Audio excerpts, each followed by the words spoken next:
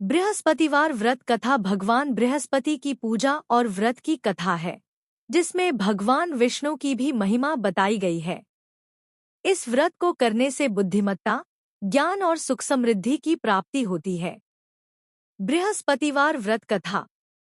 एक समय की बात है, एक गरीब ब्राह्मण था जो अपनी पत्नी और बच्चों के साथ रहता था। वह बहुत गरीब था और उसके पास खाने के लिए भी पैसे नहीं थे। एक दिन उसकी पत्नी ने उससे कहा कि तुम्हें भगवान बृहस्पति की पूजा करनी चाहिए, जिससे तुम्हारी गरीबी दूर हो जाएगी। ब्राह्मण ने बृहस्पतिवार का व्रत करना शुरू किया और भगवान बृहस्पति की पूजा की। उसने व्रत के दौरान भगवान को फल, फूल और अन्य सामग्री अर्पित की। धीरे धीरे ब्राह्मण की गरीबी दूर होने लगी और उसके घर में सुख समृद्धि आने लगी। एक दिन भगवान बृहस्पति ने ब्राह्मण के घर में प्रकट होकर कहा कि तुम्हारी भक्ति से मैं प्रसन्न हूँ।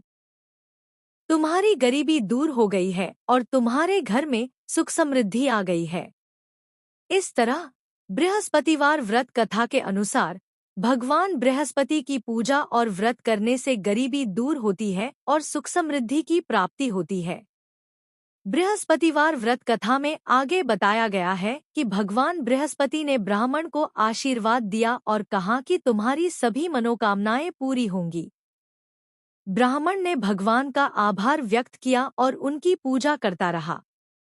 धीरे धीरे ब्राह्मण का जीवन सुखी और समृद्ध हो गया। इस कथा से हमें यह सीखने को मिलता है कि भगवान बृहस्पति की पूजा और व्रत करने से जीवन में सुख समृद्धि और ज्ञान की प्राप्ति होती है। बृहस्पतिवार व्रत के दौरान कुछ बातों का ध्यान रखना चाहिए। व्रत के दिन पीले वस्त्र पहनना चाहिए। भगवान बृहस्पति को पीले फूल, पीले फल और अन्य पीली सामग्री अर्पित करनी चाहिए। व्रत के दौरान नमक का सेवन नहीं करना चाहिए। व्रत के दिन गरीबों को दान देना चाहिए।